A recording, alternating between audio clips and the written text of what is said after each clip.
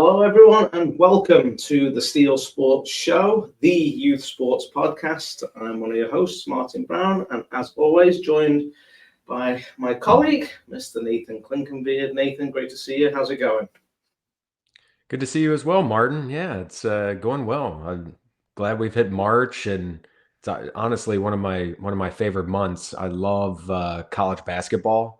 So as a college basketball fan, I mean, the month of March is just the best. And we already had kind of a taste of March with I don't know if you saw the Tennessee Alabama basketball game, but incredible down to the final seconds, back and forth, and then Tennessee guy comes across half court and hits a shot to win it at the end. So I'm all ready for March now.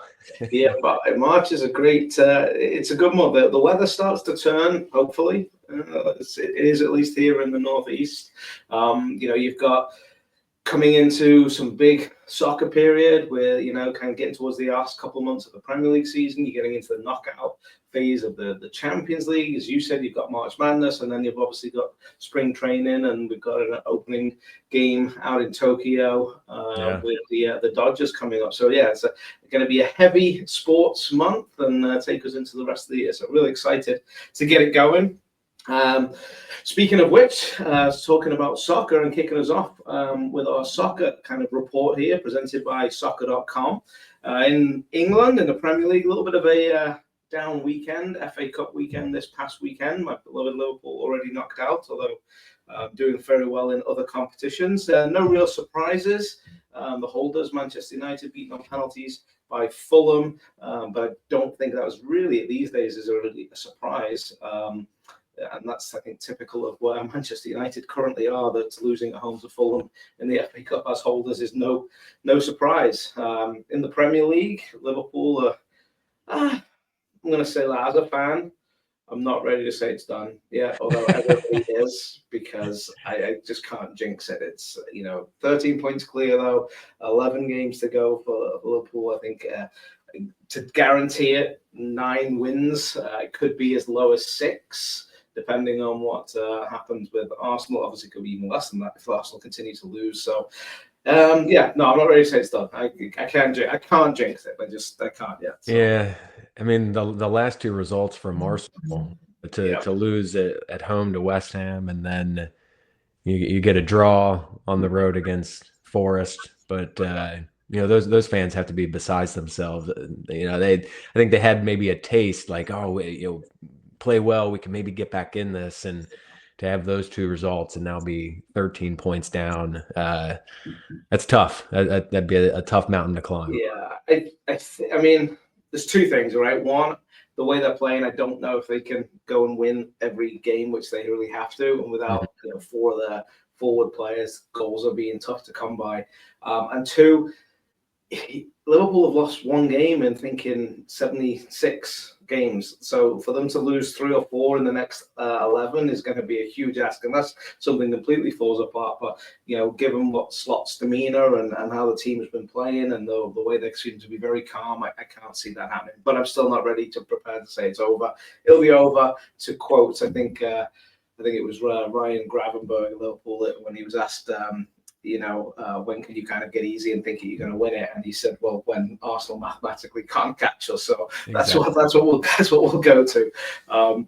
Focus shifts a little bit this week as we go into the last 16 of the Champions League, the new reformed Champions League. We haven't talked a lot about the Champions League on the show, but I think overall the first phase was definitely very positive. A lot more bigger matchups. I think you had some big teams really struggling going into the last week. Although I thought it was very interesting to have the 20 games plus maybe all at the same time, and trying to keep up with what was going on was a little bit difficult. But it did create some more excitement, which you normally don't see at the group stages as it had been in the previous seasons. Big stories really: Manchester City, or out. Which I think was a surprise, first English team out of Europe this year. But coming up, we've got the last 16 and some big standout ties coming up. You've got PSV, Arsenal will be a good game. You've got the Madrid derby You've got PSG against Liverpool, which I think is going to be a standout. Both teams undefeated for a long time. PSG undefeated since November. Took care of Brest 10-0 on aggregate.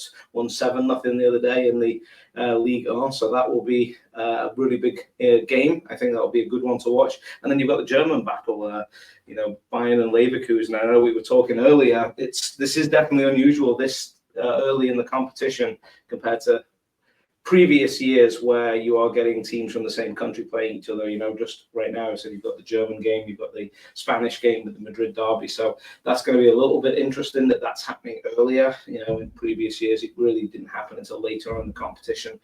So that'll be interesting to see how that plays out. So I know you adopted Bournemouth for your Premier League team. Obviously no Champions League for Bournemouth, but are there any teams that you do look out for in the Champions League?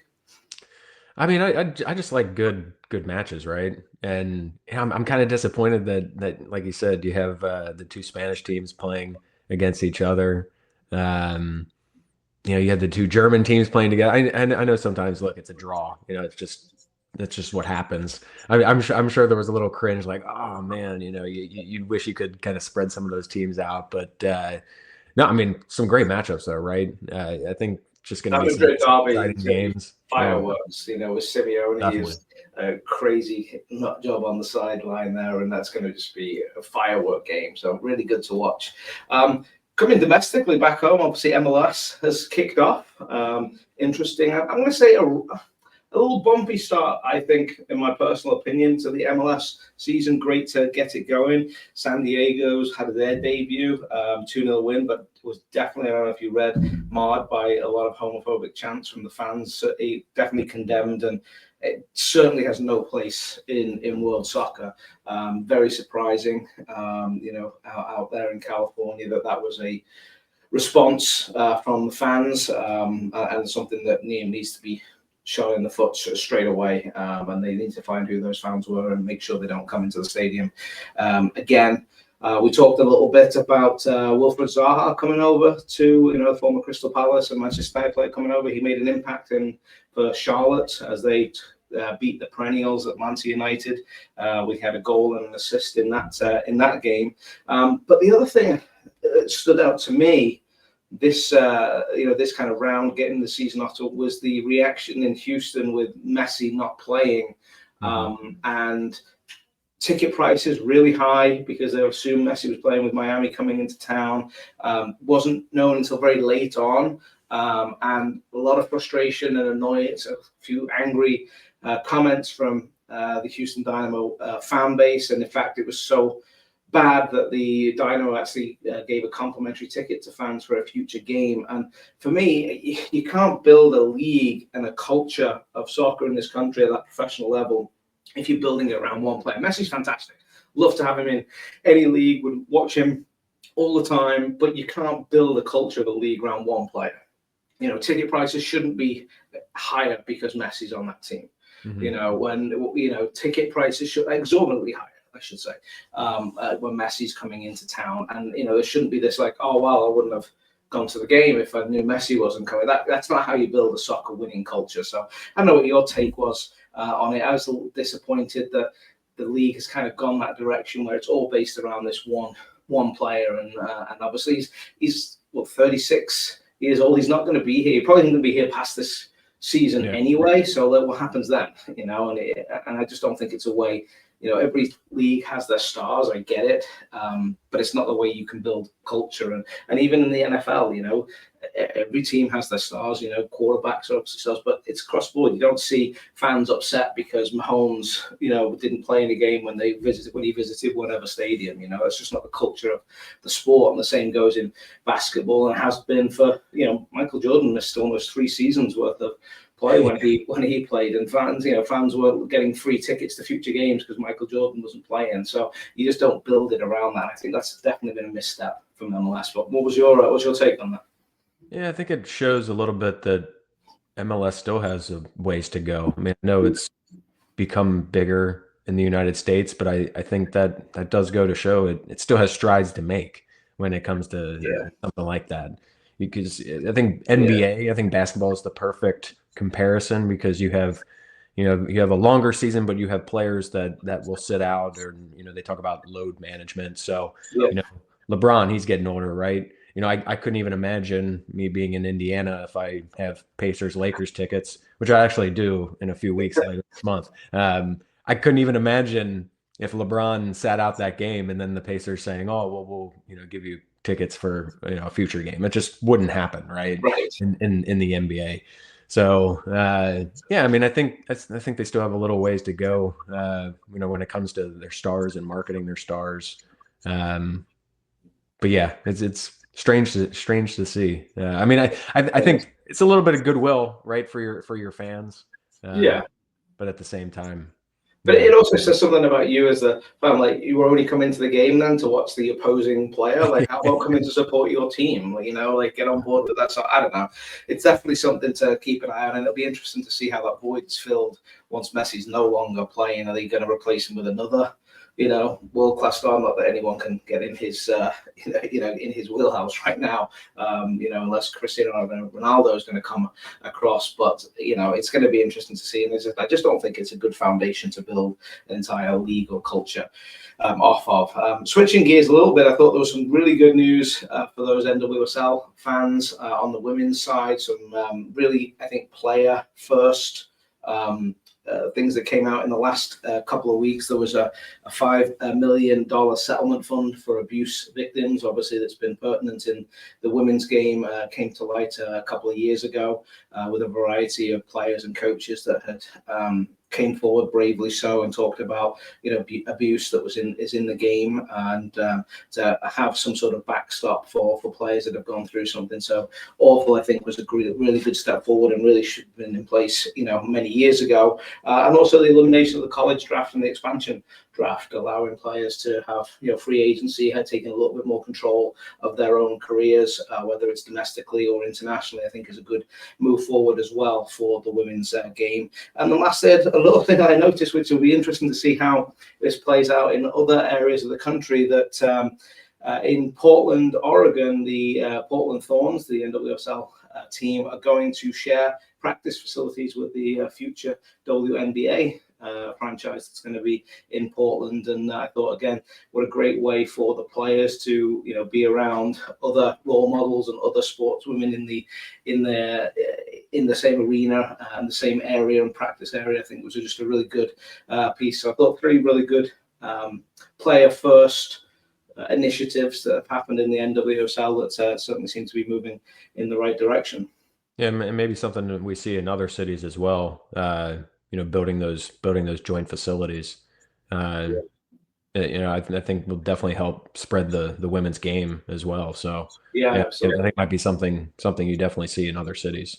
Yeah, absolutely. Well, that was your soccer roundup for today, presented by soccer.com. We're going to switch gears and get into our baseball news with our resident baseball expert, Nathan Klinkerbeard, brought to you by 431sports.com. Yeah, I think the big headline was Shohei Ohtani's first at bat, hitting a home run in opposite field, left field, just majestic shot. Actually, off of his countryman, Yusei Kikuchi from the Angels. So it was kind of a little Japanese battle there, and Ohtani won the first round, but Kikuchi got him back there in the second round, struck him out. But, he just Shohei does what Shohei does, right? He's incredible, and it's crazy to think that those games in Tokyo are just a couple weeks away. You're talking 2 weeks away. They're going to be playing the Cubs there in Tokyo, so it'll be here very quickly. I think the other big story is the ABS, the automated ball strike system that Major League Baseball has instituted during spring training. It's had its round in the minor leagues, so some minor league. I know it's Hawkeye from the Wimbledon tennis center and minor, but yes. Yeah, it's very much like tennis, and I think the fans certainly enjoy it. The interaction where they just plaster it right up on the scoreboard, so you can see the ball come in and where it lands in the strike zone, if it's in or out.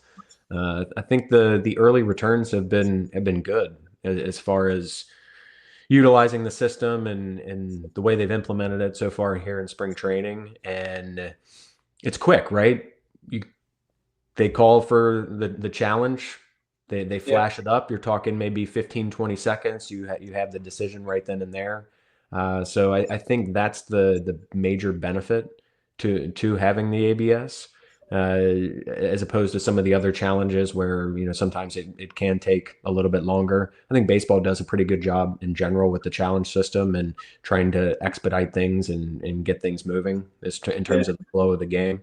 Do you think there's a possibility that it will eliminate the need for the umpire at home plate to call balls and strikes? I mean, this week we in the FA Cup in England, we saw the debut of semi-automated offside decisions, and again, there's conversations about, does that mean that the assistant referees, or formerly known as linesmen, will at some point not have to call offsides? Their job will be to assist the referee with fouls, when the ball goes out of play, to signal those things, but offside will be taken off of them. Obviously, there's going to always be a need for a home plate umpire. There's going to be plays at the plate, there's foul balls, there's check swings, there's all sorts. But do you think that could eventually lead to a need where the home plate umpires not even call in balls and strikes?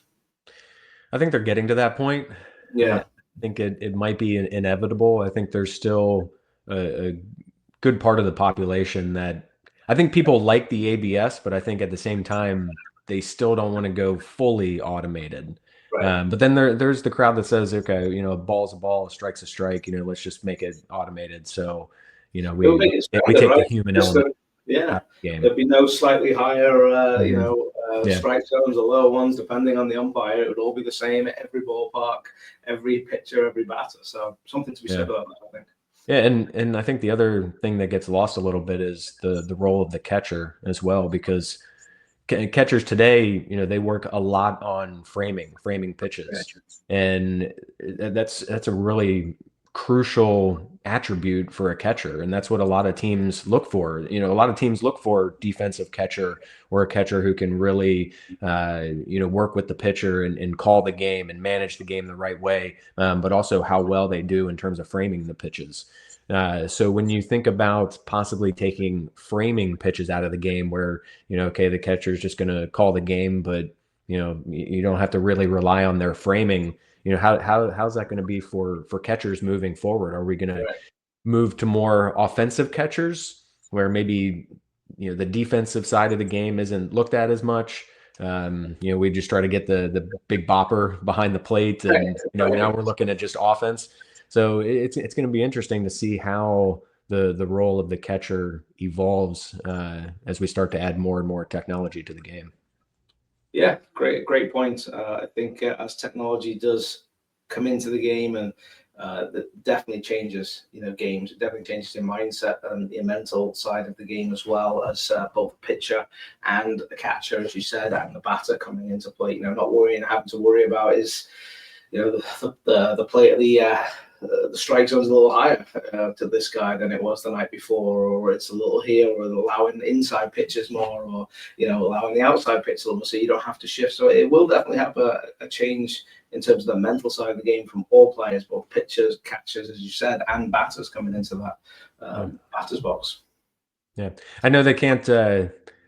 You've seen it during spring, where it's almost like they'll frame, but you can't trick the ABS with your framing. No, it's black and white. Yeah, it really is, absolutely. All right, that was your baseball quick roundup presented by 431sports.com. We are guestless this week. We'll have a guest on hopefully next week, which we're excited about. So just me and you, Nathan. But I did want to plug and talk a little bit about our colleague Adam Corlett's article, his second article in our Beyond the Game series. His first article talked about positive relationship with his players that he learned as a coach. This one, equally as good, and will be in the bio. And I think it's a really important piece, particularly in youth sports, is the positive relationship with parents in youth soccer and in youth sports. And really good article that Adam wrote. Please go and check it out. Really focuses on the benefits of creating and maintaining a positive relationship with your youth sports parents. When you talk about that triangle between an athlete, coach, and a parent, I think one that really gets lost in the weeds quite a lot is that athlete coach side of that triangle. And I think it's really, really important to bring that to life and give people tools of how they can potentially increase that positive relationship with those parents that they are with, and those kids that you're coaching on a day-to-day basis. Sometimes you're with them except 3-4 plus times a week. Having a positive relationship with that parent is really going to help that child. So I know that you, a coach yourself, how do you, from your perspective, manage to try and maintain a positive relationship with the parents that are in your teams?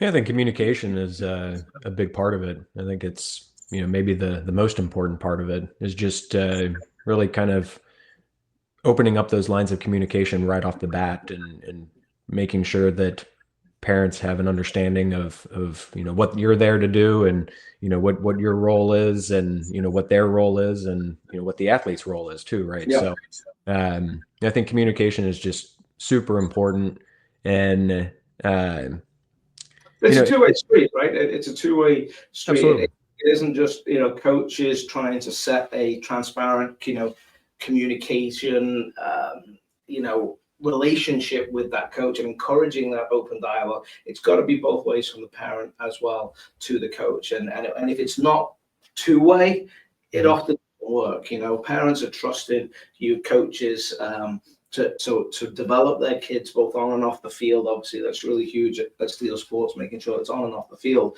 But the important part of that is that you have to bring the parents into the structure of your team and what you're doing with each of those kids on a day-to-day basis. And if it's not a two-way street, and parents also aren't having that open dialogue and that open communication, the only loser at the end of the day becomes a child.